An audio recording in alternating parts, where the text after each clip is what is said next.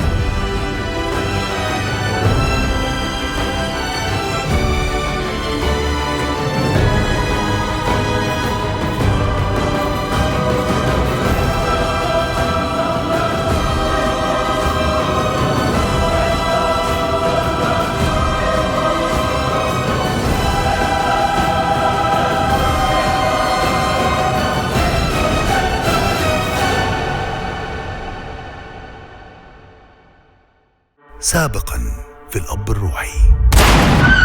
عادي! لو زين كان لسه معانا كان هيفرح قوي بالخبر ده، وانا كل اللي انا بتمناه ان ابني يتربى وسطيكوا. ولاد العطار ما بيخرجوش برا العيله. زكريا العطار مع الملف اللي انت خايف منه، وهيرجع قريب، وانا هساعده، وحق اكرم هجيبه. هنعمل ايه يا حسن؟ لازم ارجع احارب لحد ما اخد الدار اللي عملها ابويا. انت هترجع الدار النهارده من غير دم والنبي عم بحر، دول برضه اخواتي. انت عارف كويس يا سراج العطارين لما بيحبوا يجيبوا حقوقهم يجيبوها ازاي؟ كان اخويا جد وصاحب جد. ده حق ابوك اللي انت موتته، وده حق اخويا اللي ضربته في رجله، ودي عشان هايدي. القصر ده حجي وحج بناتي، واني مش خارجه من هنا يا سليم الا على جثتي. انسي واخرجي من هنا، شوفي لك حته تداريكي عنا. انت عايزه رجاله عشان ترجعي القصر، انا هرجعك القصر بس مش لوحدك. هرجع القصر معاكي ورجلي على رجلك وزيك يا جيهان وراسي براسك. لو في واحد جاي على اخواتك وعلى ابوك امحيه من على وش الارض. سليم العطار.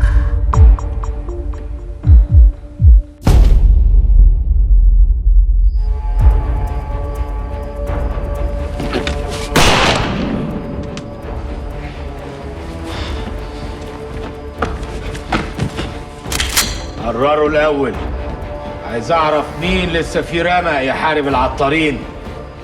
انت مين ياد؟ ومين اللي كاريك علينا؟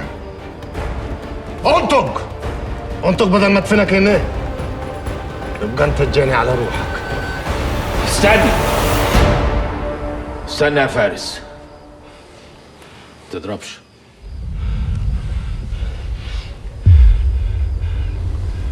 سيبني معاه يا فارس. سيبه كيف يا عمي؟ ده كان هيموتني. سيبني معاه ما تقلقش، اسمع الكلام. ماشي يا عمي، من جارك هنا لو احتجت حاجه.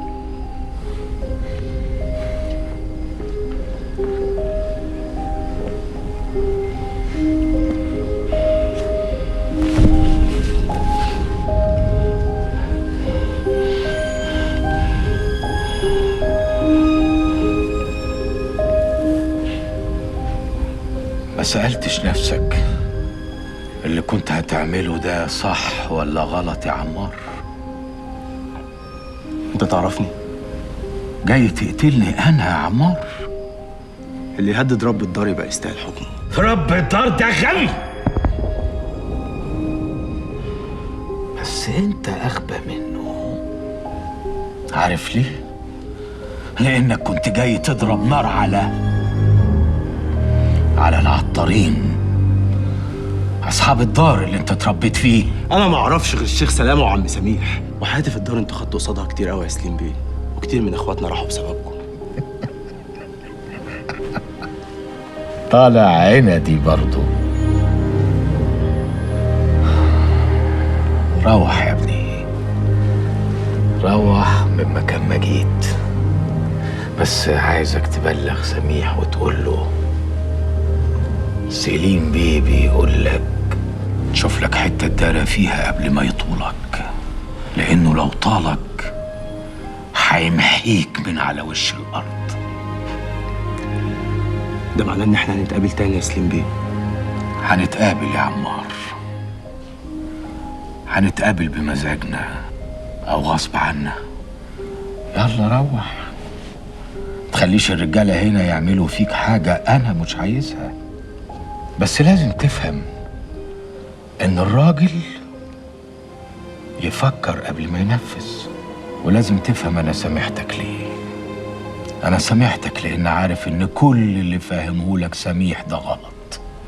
مالكش دعوه بسميح، ابعد عننا وسيب ابونا في حاله. مش ابوك سميح، مش ابوك. انت تعرف يا قاد مين ابوك؟ تعرف مين ابوك؟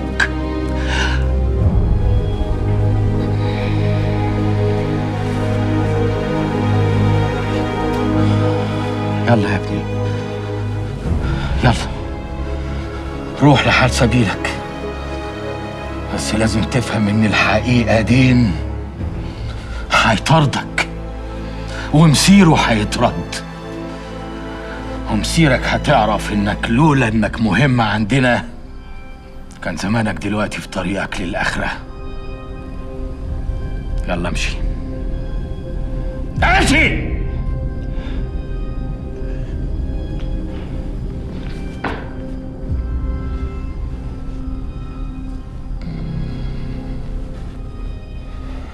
وقبل وفاته قال لي على مكان الملف وخلاني وعدته اني اوصله لك لو هو حصل له اي حاجه، زي ما يكون كان قلبه حاسس. الله يرحمه. الله يرحمه يا رب. في ايه الورق دوت؟ هو طلب مني ما افتحوش وقال لي محدش يقرا غيرك، بس انا لما اتخطفت الورق الاصلي اتاخد مني ودي نسخه منه.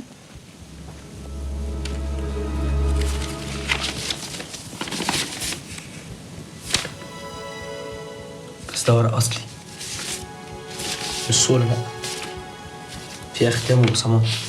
وريني. فعلا ده ورق اصلي. في حاجه غريبه مش مفهومه.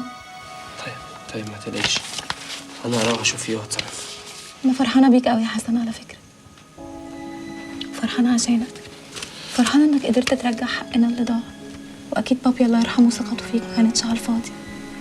يا رب كمان تكمل على خير وزكريا وصلاح يرجعوا القصر، نرجع كلنا نعيش في بيت واحد. فعلا بابي كان عنده حق لما قال العيله اهم حاجه. الله يرحمه. بصي، انت لازم تسافري في اسرع وقت، وانا هبعت معاكي هنا احسن شباب في الدار، وامير هيكون معاهم، مش هيسيبوك غير وانت في بيتك. طب وانت مش هتيجي معايا؟ صعب جدا يا ياسمين، انا مكاني هنا في الدار، مش هينفع امشي غير لما ارجع الدار زي ما كانت واحسن. وبعد كده ممكن نبقى نشوف بقى موضوع البيت دوت. انا هخليهم يحضروا لك اوضه عشان تستريحي شويه، عشان سكه السفر هتبقى طويله.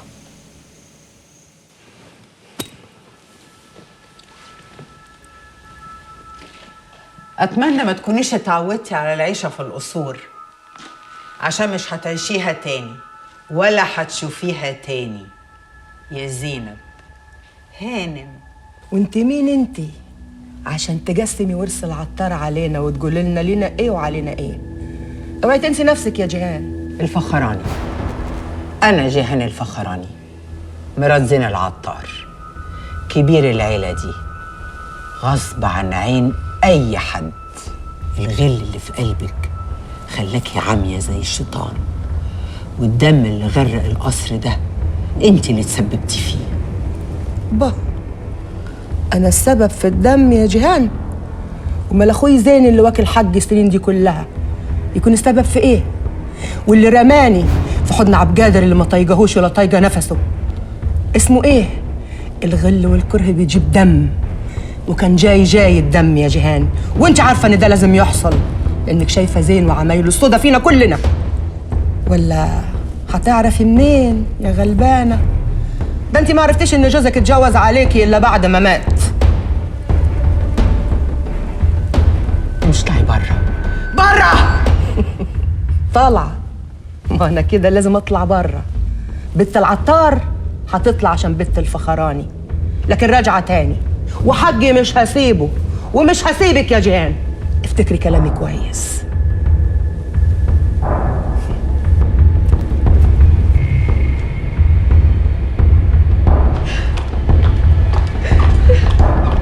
بس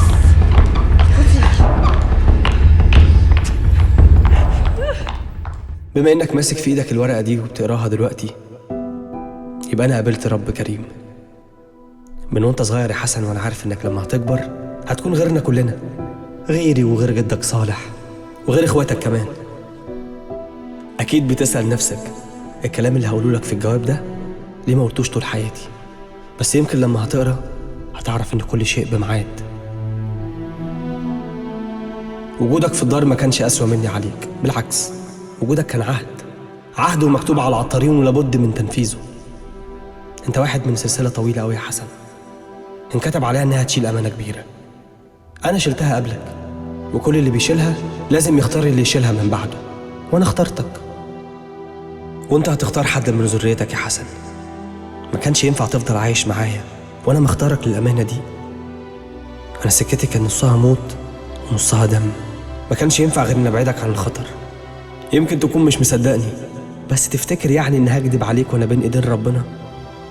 حماية الأمانة شركة بينا وبين اللي يختاروا الشيخ سلامة. الأمانة موجودة عندك في الدار، متصانة بقالها عمر كبير، وكل حاجة عنها هتلاقي نصها هنا ونصها مع الشيخ سلامة. وما تنساش يا حسن، اختار أطهر قلب من ذريتك وكلفوا بيها.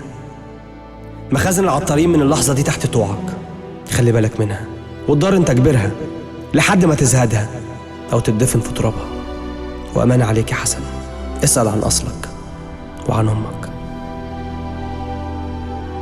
آخر حاجة عايز أقولها لك يا حسن، أنا عشت عمري وكل منايا إن أحافظ على العيلة وقوة العيلة. يمكن ما تحسش بقيمة الكلمة دي دلوقتي، هتحسها يوم ما العيلة تقع. وقتها مفيش حاجة هترجع قوة العيلة وهبتها غير إن إيديكم تبقى في إيدين بعض، أنت وإخواتك يا حسن. هتلاقي معاهم السند والعون، هتلاقي وسطهم الأمان وقت ما الدنيا تيجي عليك، هتلاقي الحب والحنية والدفى والأمل، وأهم حاجة هتلاقي وسطهم اللي هيساعدك عشان أنت من دمه حتى ولو ما بيحبكش.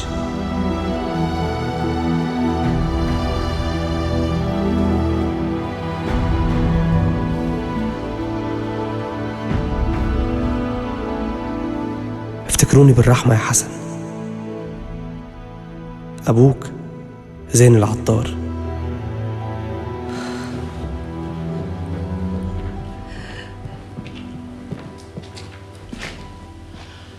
اللهم صل على النبي، اللهم صل على النبي. ده ايه الأمبهة دي كلها؟ ده وانا في الأحلام يا واد يا تيكا. الله أكبر. وانت بقى لا مؤاخذه خالة ام يحيى، هتعرفي تعيشي في القلعه دي؟ ومعيش هنا ليه يا ابو ذي الإخس؟ ما شبهش ولا ما شبهش؟ بعدين ايه حكاية أم يحيى دي؟ أنا من هنا ورايح هيبقى اسمي أم يحيى هانم. الله، انت ايه اللي جايبك هنا ياما؟ جاي اخد حق يا نور عينيا، حق اللي انت معرفتش ترجعهولي. والله ليك وحشه يا يحيى بيه، ده الحرم من غيرك مظلمه. اتاري سبحان الله النور كله هنا. وانت حالتها ايه اللي جايبك هنا؟ ومين اللي معاك دول؟ دول مقاطيع الحاره، قلت اشغلهم بطريقتي عشان طريقتك ما بقتش نافعه معايا يا يحيى. انت عارف انا جايه هنا ليه؟ عشان هعيش هنا. يلا هات خد اللي معاك دول وامشي. حاضر يا يحيى باشا، احنا بس كنا جايين نأمن خالة ام يحيى. بقول لك امشي. حاضر يا باشا. يلا يا ابني. كنت بتقول ايه بقى ياما؟ اللي سمعته يا يحيى، هعيش هنا وكفايه بقى اللي راح من عمري في المرمطه. ايه مستكترها على امك؟ مستكتر عليا اعيش في بيت بتدخل الشمس بدل الحيطان اللي ما كانتش بتساع نفسي؟ ولا مستكتر عليا اعيش يومين بعيد عن الحاره وقرفها؟ طب يلا ياما، يلا نتفاهم في الموضوع ده في البيت. ده بقى بيتي يا يحيى، انا هعيش هنا مع بنت الفخراني وهتبقى راسي براسها. هو الموظف لما بيطلع المعاش مش بياخد مكافأة نهاية الخدمة؟ اهي دي بقى مكافأة نهاية خدمتي يا يحيى. هو انت شاربه حاجه ياما؟ لا مش شاربة حاجة يا يحيى، انا اتفقت معاها وقمت بدوري وجبت لها رجاله عشان ترجع بيهم الاصل. الرجاله اللي ساعدوك اوعى تفتكر ان هم جم كده، لا انا اتفقت معاهم وجا دورها دلوقتي عشان توفي بكلامها وتقعدني معاها هنا. وانت بقى جاي ليه يا اخرة صبري؟ والله ما بقتش عارف، لان الدم طلع بيحن ياما. دم؟ هو انت البعيد عندك دم؟ رجعنا للغلط تاني اهو. انت مش لاقي عليك القصور والقبها يا ام يحيى، مش لايقه عليكي، مش سكتك. يا سلام، هتبقى لايقه عليا وهتشوف. ماشي يا ام، اشوفك في الحاره في بيتنا. سلام. بقى بيني. هبدأ كلامي زي ما الشيخ سلام الله يرحمه كان بيبدأ كلامه. الحمد لله العلي الموجود ذو العطاء والمن والجود، مالك الحياة وخالق الوجود. كلكم عارفين ان انتوا هنا اخواتي، وكلنا متربيين على ايد الشيخ سلام الله يرحمه، وعارفين ان عمري ما طلبت ان اكون كبير الدار، لكن المكتوب مكتوب. صحيح انا ابن زين العطار، بس طول عمري عايش وسطيكم متربي معاكم، كلكم اخواتي. لو عايزيني فعلا اكون كبير الدار هتبايعوني، ولو شايفين في حد اصلح مني انا هبايعه معاكم. انا بيعتك يا حسن. وانا كمان بايعتك يا حسن. الناس كلها بايعتك يا حسن، بس انا عندي طلب، عاوزك تسامحني. عارف ان يكون غصب عنك، عارف، رغم الظلم اللي كلنا اتظلمناه من سميح، بس انا عهدت ربنا من اول ما بقيت كبير ليكم مش هتعامل معاه بشكل شخصي، والطار هيبقى طارنا كلنا. عبيده بتحبس انفرادي، ودلوقتي محتاجين نحط ايدينا في ايدين بعض عشان نبني الدار ونحافظ على الامانه، ونقرا الفاتحه لزين العطار والشيخ سلام الله يرحمه. خطوة عزيزة أسرد بيه، المكتب كله نور. منور بأصحابه يا مسيو سيف. أنا عندي واد بيعمل جنزبيل من العسل، بس إيه بقى؟ من اللي وصى عليه لقمان، بيجلي القلب. شهيتني، إنما للحقيقة هالمرة الجاية مشان أحكي معك حديث مهم وبيخصك، بس بوعدك المرة التانية بيجي وعلى رواق بشرب الزنجبيل بالعسل اللي عم تقول عنه. تنور يا باشا، المكتب مكتبك. عمر أسرد بيه. الحقيقة أنت عارف إنه اللي حصل بالفترة الأخيرة غير مجرى الشغل بالسوق كلياً، وبالتالي الناس اللي برا قلقانة، ومشان هيك السوق منشف بهاليومين، والأهم إنه ما عندهم ثقة بأي عائلة غير عائلة العطارين اللي يشتغلوا معهم. طبعاً بتعرف إنه زين العطار وعائلته اشتغلوا معنا لأكثر من 25 سنة وما عم يقتنعوا بغيرهم. افتكر يا باشا أنا قمت بالمطلوب مني وأكتر كمان، وكله بعون الله، ولا إيه؟ مظبوط مظبوط يا مسيو سيف، لكن الفترة اللي جاية محتاجة تصرف جديد، لأنه ممكن يكون في أهداف جديدة، ومشان هيك من هاللحظة عم فكر إنك تكون بديل لهاشم الذهبي. بنفس الوقت بتمنى عليك إنك ما تغلط نفس الغلطات اللي غلطهم. هو ده كلام الأصول ولاد الأصول يا أسرد بيه.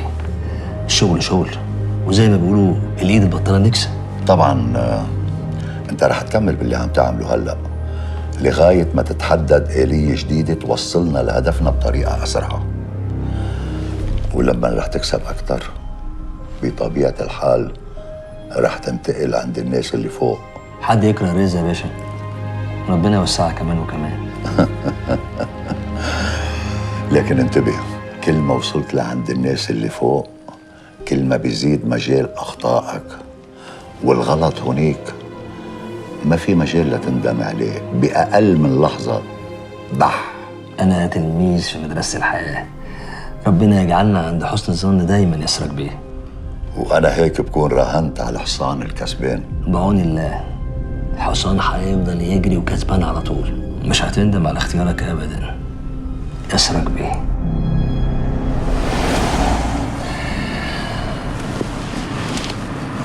وانت ناوي تتجوز ازاي بصباعك المقطوع ده؟ الناس تقول علينا ايه؟ وتقول عليكم ليه؟ ما انا اللي هتجوز يا عمي، وبعدين دخل ايه صباعي في الجواز؟ وعلى فكره يا عمي انا الصباع ده احسن صباع بشاور بيه. وانت ناوي لما تتجوز تشاور بس؟ يا عمي انا بتكلم جد، انا حبيت يا عمي، نفسي اتجوزها ونعيش في بيت صغير، واول واد اخلف وهسميه سليم. خلاص يا عم فلانتينو، كلتني. طب ايه رايك يا فارس نعملها انا وانت في ليله واحده؟ يبقى فرح واحد، انا اتجوز مريم وانت تتجوز المزه بتاعتك. يا ابوي يا عم سليم، يا اخوي يا عم سليم، ده هيبقى يوم دولي. بس انت بتتكلم جد ولا بتهزر معايا؟ جرى ايه يا فارس؟ كلمة عمك سليم سيف يا واد. ما دام قلت لك يبقى خلاص قضي الامر. بس انت محتاج تنزل تشتري لك شوية لبس عليهم القيمة كده. قال قول لي صحيح، ايه رأيك في لون البدلة دي؟ هي دي بدلة؟ اه. لو بدلة ما عجبنيش لونها. الحمد لله، انا كده اطمنت ان لونها حلو.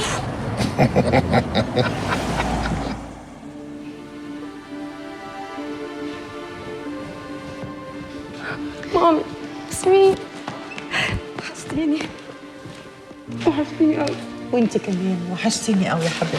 وحشتيني ياسمين، البيت كان وحش قوي من غيرك والله العظيم، وانت وحشتيني اكتر يا حبيبتي. نورتي الدنيا كلها. ميرسي يا مامي، انا بجد مش مصدقه ان الكابوس ده خلص. يا حبيبتي الحمد لله انه خلص. مين دول؟ ده امير يا مامي ابن الشيخ سلامه، وده 8. بونجور يا طنط. ايه؟ بونجور على سبيل الترحيب يعني.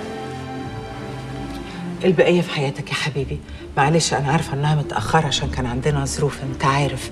أبوك الله يرحمه كان غالي جدا عند زين. ربنا يرحمهم جميعا. المهم يا ست بنات أنا هستأذن. هو بلغ حسن على سلامة وصولك. لا استنى يا امير، استنى على الاقل تقابل زكريا وصالح.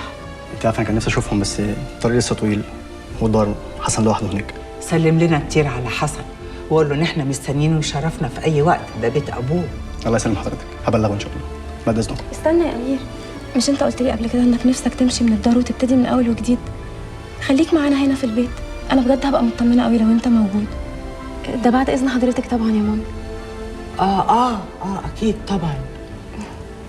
8 انا عارفه انك تعبان، بس معلش ممكن تستناني شويه في الجنينه على ما اخليهم يحضروا لكم مكان هنا؟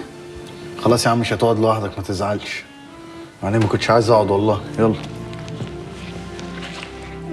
معلش يا مامي معلش، هفهمك كل حاجه بعدين. المهم انتوا وحشتوني قوي بجد. انت قوي والله وحشتيني.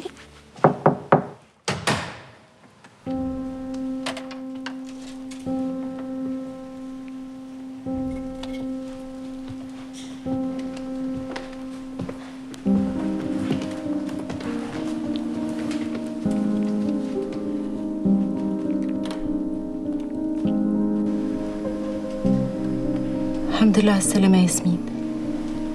الله يسلمك يا نادية. نورتي البيت. منور بأهله. انت خلاص بقيتي من أهل البيت ده. أكيد أنا ما كنتش حابة أكون في الأوضة دي وصاحبتها مش فيها. الله يرحمها، دفعت حياتها تمن حبها لزكريا وتمن حاجات تانية كتير قوي هي ملهاش أي ذنب فيها. وأنا كمان دفعت التمن، يمكن ما اكونش قدها بس دفعته برضه يا ياسمين. انتي في حاجات كتير قوي ما تعرفيهاش. هنروح من بعض فين يا نادية؟ احنا مع بعض في بيت واحد اهو، اكيد هنقعد ونتكلم في كل حاجة. نورتي بيتك يا نادية.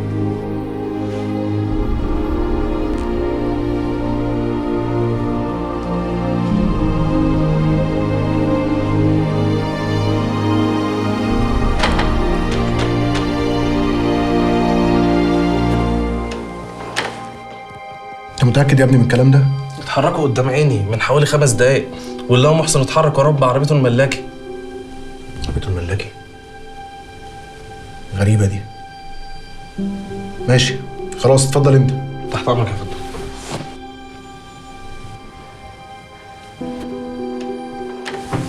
بصوا بقى يا رجاله، الكتب دي تتقري زي ما عم حسن قال، واللي مش هيقرا منه لعم عبيده. اتفقنا؟ مساء الخير.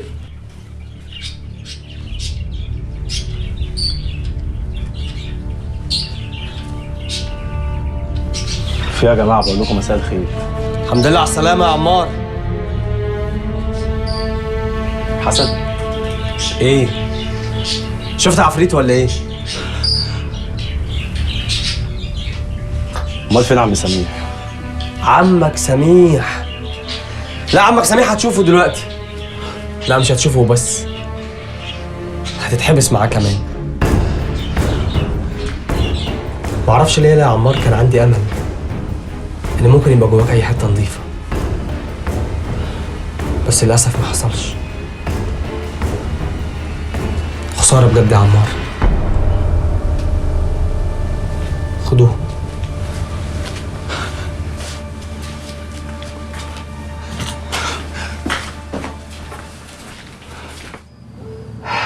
الله يرحمك يا هايدي، الله يرحمك يا حبيبتي. إن شاء الله يا طنط. هايدي كانت طيبة وجدعة وصبورة، أنا كنت بحبها من كتر حب زكريا ليها. الله يرحمها. عمرنا ما هننساها. كانت كأنها أختنا بالظبط، كانتش مجرد بنت خالنا ولا مرات أخونا. ياسمين، مين الولد اللي كان جاي معاكي ده؟ ده 8 يا ماما. 8 ده ولد غلبان قوي بس جدع جدا، وقف جنبي أكتر من مرة وأنقذني كتير.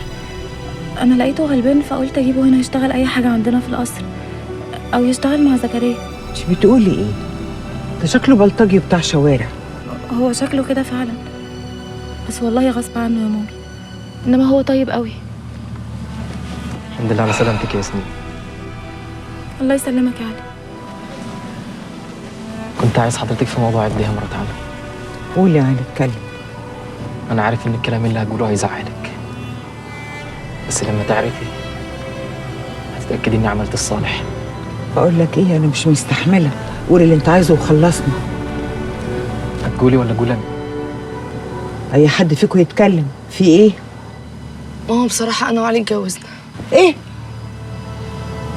إيه؟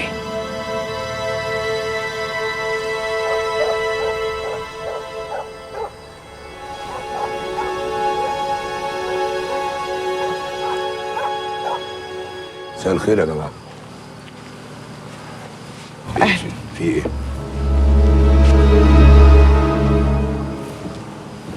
باختصار يا زكريا، عبد الله لما دخل القصر اخذ سلمى وحبسها عنده، وشاف انكم لو عملتوا اي محضر ممكن ترجعوها بسهوله، فشاف انه يمشي الموضوع قانوني.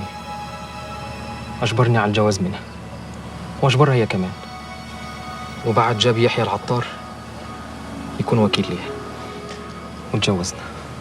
ايه اللي انت بتقوله ده؟ الكلام ده حصل؟ انا كنت ممكن ارفض بسهوله، انا مش ضعيف، بس انا حسبت الامور ساعتها بالعقل، ولقيت ان سلمى محتاجه حد يقف جنبيها ويحميها، وشفت ان ده انسب حل يخليني واقف جنبيها واعرف احميها.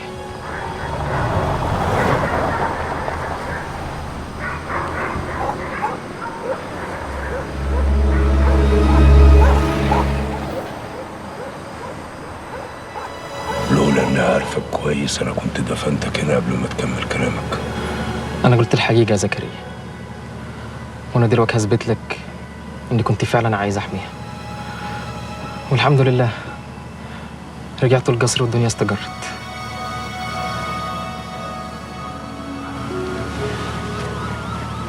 انت طالق.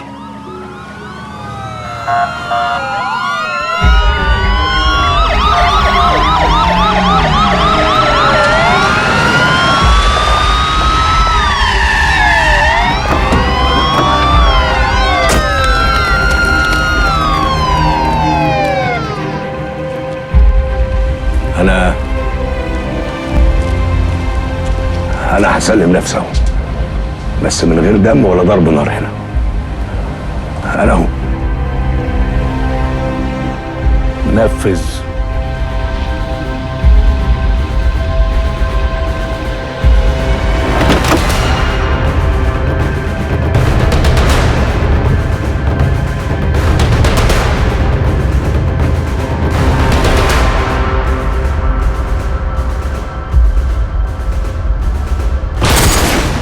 وقفوا الضرب!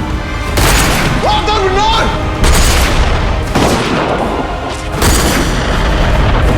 أخونا!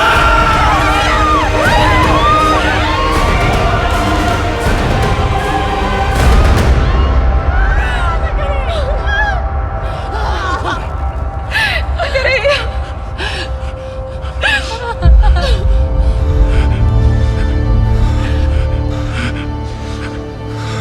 زين.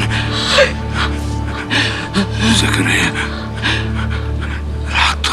ما تسيبنيش يا زكريا!